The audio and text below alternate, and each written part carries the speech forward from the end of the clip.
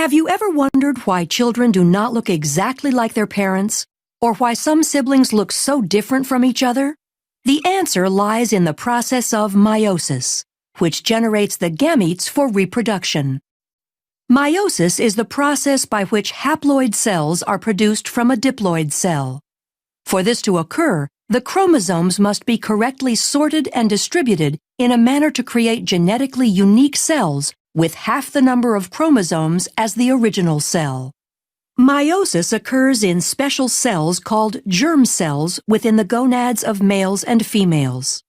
For the successful reduction in the number of chromosomes to occur in the new haploid daughter cells, 2 rounds of divisions are necessary.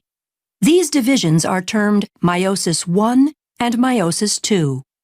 Although the processes of mitosis and meiosis look similar, there are a few major differences. One obvious difference is that mitosis results in 2 diploid daughter cells, and meiosis results in 4 haploid cells. As in mitosis, meiosis begins after a cell has successfully completed the G1, S, and G2 stages of interphase. During the S phase of interphase, the DNA is replicated, producing 2 copies of each chromosome called sister chromatids. The paired centrioles in the cytoplasm duplicate and begin extending microtubules that will form the meiotic spindle. Sister chromatids remain attached at the centromere and condense as the cell enters prophase I of meiosis. Up to this point, the cell looks similar to mitosis, but 2 events occur in meiosis that do not occur in mitosis and lead to genetic diversity. The first event occurs during prophase I, when homologous pairs of sister chromatids lie side by side in a process called synapsis, forming a tetrad or bivalent. The homologous chromosomes share similar but not necessarily identical genes. Once this structure is formed, the second event, called crossing over, can occur. During crossing over, a physical exchange between chromosome segments of non-sister chromatids occurs, increasing genetic diversity. Prophase I concludes with the fragmentation of the nuclear envelope as the duplicated centriole pairs move to opposite poles of the cell. As they move, the centrioles extend spindle fibers forming the meiotic spindle. In prometaphase I, with the paired centrioles in place, the meiotic spindle is fully formed. The sister chromatids attach to the spindle fibers by their kinetochores. Here, another key difference between mitosis and meiosis occurs. Because of synapsis and crossing over in meiosis, homologous chromosomes remain aligned, so that a pair of sister chromatids is attached to only one pole by the kinetochore microtubules. In mitosis, each sister chromatid is attached to a spindle fiber. The fibers originate from opposite poles. During metaphase I, bivalents randomly align along the metaphase plate. Due to independent assortment, this alignment is random and adds to genetic diversity.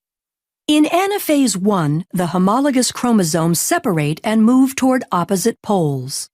Meiosis I ends with telophase I, when the chromosomes decondense and the nuclear envelope reforms. Cytokinesis separates the cytoplasmic material, and the 2 daughter cells are separated by a cleavage furrow. Since the final product of meiosis I is 2 haploid cells, meiosis II begins without the chromosomes going through another round of DNA replication. Centrioles again duplicate and begin moving to opposite poles of each cell.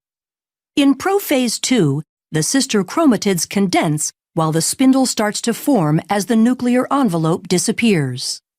In prometaphase II, the sister chromatids attach to the spindle by kinetochore microtubules, with sister chromatids attached to opposite poles.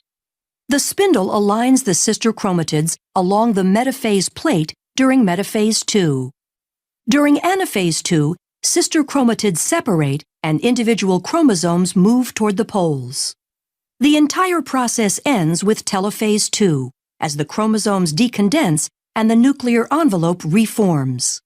Cytokinesis occurs, and cleavage furrows separate the 2 daughter cells into 4 haploid daughter cells. The haploid daughter cells will specialize into gametes, either sperm or egg.